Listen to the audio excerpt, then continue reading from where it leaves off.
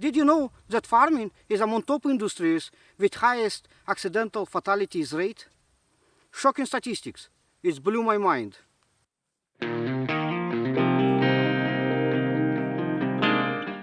So with that in mind, we're gonna fix two safety issues today. One of them behind me and directly related to my safety. The other one on the other side of enclosure and is somewhat a fire hazard.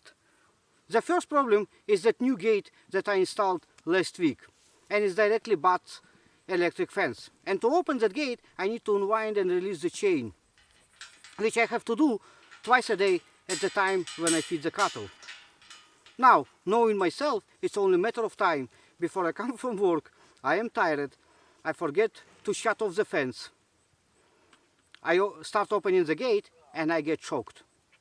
Now that fence is 12 joules, meaning it's supposed to run 12,000 volts. In reality, it runs somewhere near 9,000 volts. I actually had an accident once when I touched it by mistake and it threw me a couple feet away and I felt sick for the rest of the day. I touched the fence only for a split second. I have no doubt that if I would hold longer on it, it could cause me irreparable damage or even kill me.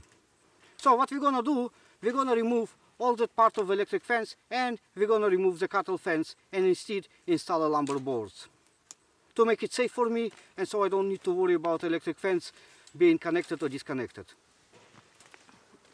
I am of course planning to reuse all the parts of that electric fence next time when I do another enclosure. It's very important not to leave anything around because cattle for sure will eat it and then we will have a serious health problem. You can easily lose an animal like that. Here you see me installing lumber boards before the fence is fully removed. I didn't want to take a chance, have a gap and risk animals slipping by and mixing with each other. I would then potentially have to spend hours chasing them around and sorting them out. That would mess up my day completely. Did you know that original electric fences were plugged to a power and carried constant charge? That led to a lot of fires and eventually the design had to change and nowadays electric fences send impulses every half a second or so. And personally, I think that is the better way.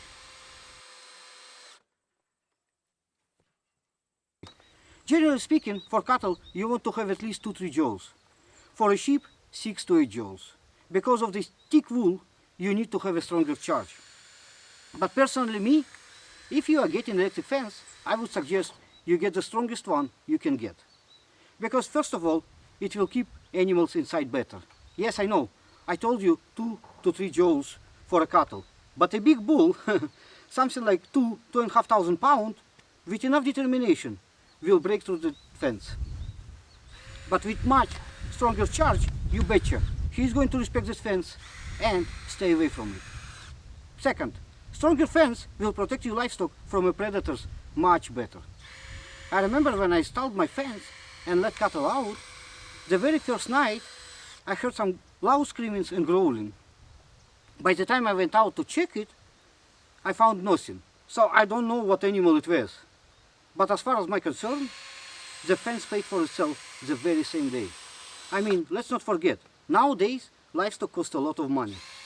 By the time I buy that calf, milk feed it, and raise it to let's say 1,000 pounds, I am roughly in for 950 to 1,000 Canadian dollars.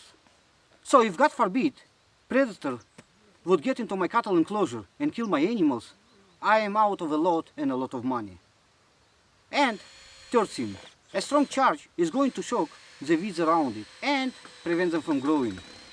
For a fence that spans over a large area, this is a huge deal. And we are done with one problem. Another one left. It's getting dark, I don't know if I will be able to finish it today, but let's give it a shot. And now to the problem number 2. And the problem number 2 is that this fence electric shutoff has a loose bolt. And the reason being, the thread got destroyed. So the wire actually that connects electric fence is loose too, which when it's on, it creates a spark. Now I don't know about you, but anytime I see electrical spark, I think about fire hazard or anything. So, luckily, I have another bolt. They're pretty standard, right here. And I'm gonna just replace it.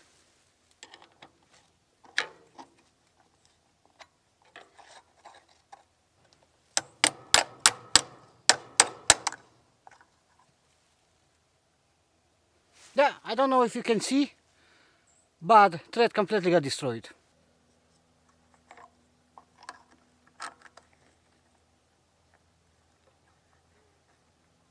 Now that is the correct way.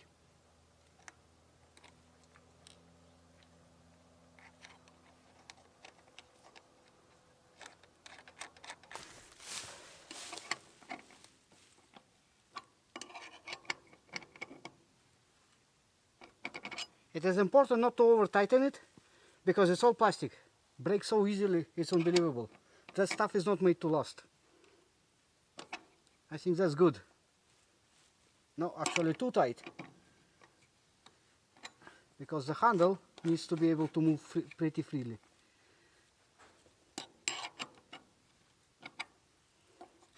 Yeah, something like that. And we are done. And to be honest, I feel so much better. I don't need to worry now being hit by 9000 volt from electric fence and getting injured. And I don't need to worry about that electric spark causing any fires with the grass. Thank you for watching. And by the way, if you're interested in knowing how I installed that fence gate, then watch the suggested video. I will see you next time.